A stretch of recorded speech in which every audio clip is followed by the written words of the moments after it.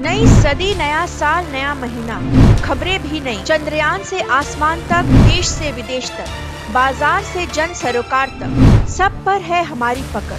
देखिए देखिए खबर सदीनामा सदीनामा सदीनामा। कि जिस 2G के खिलाफ खुद भारतीय जनता पार्टी के लोग चौराहे चौराहे पे, गली मोहल्ले में भारत के प्रधानमंत्री से लेकर पूरी पार्टी तक आंदोलन कर रही थी, प्रदर्शन कर रही थी, आवाज उठा रही थी और बार बार ये कह रही थी कि ये तरीका ठीक नहीं है। फर्स्ट कम फर्स्ट सर्विस की, फर्स्ट कम फर्स्ट सर्व की जो पॉलिसी है वो गलत है, यही आरोप था। और 2012 में माननीय सर्वोच्च न्यायालय का ऐतिहासिक जजमेंट आया, ऐतिहासिक जजमेंट।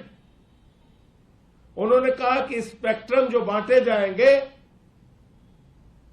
उसके लाइसेंस जो बांटे जाएंगे, उसकी नीलामी होनी चाहिए, उसका ऑक्शन होना चाहिए, उसको फर्स्ट कम फर्स्ट सर्व के बेसिस पे नहीं देना चाहिए। पहले आओ पहले पाओ की नीति को माननीय सर्वोच्च न्यायालय ने पूरी तरीके से नकारते हुए 2012 में ऐतिहासिक निर्णय दिया और कहा कि किसी भी हालत में पहले आओ पहले पाओ की नीति नहीं लागू होनी चाहिए, बल्कि स्पेक्ट्रम लाइसेंस के लिए आपको ऑक्शन का प्रोसेस अपनाना पड़ेगा, नीलामी का प्रोसेस अपनाना पड़ेगा। लेकिन मोदी जी और उनकी सरकार, भारत के प्रधानमंत्री पूरे देश के सामने आज बेनकाब हो गए।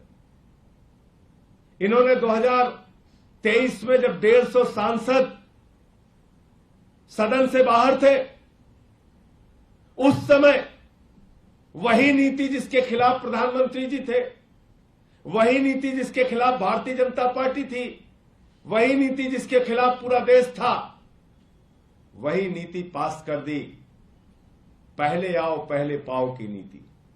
एडमिनिस्ट्रेटिव प्रोसेस से स्पेक्ट्रम लाइसेंस देने की नीति देश की संसद में उस समय पास की गई जब लोकतंत्र की हत्या करके 150 सांसदों को निलंबित करके बाहर किया गया था।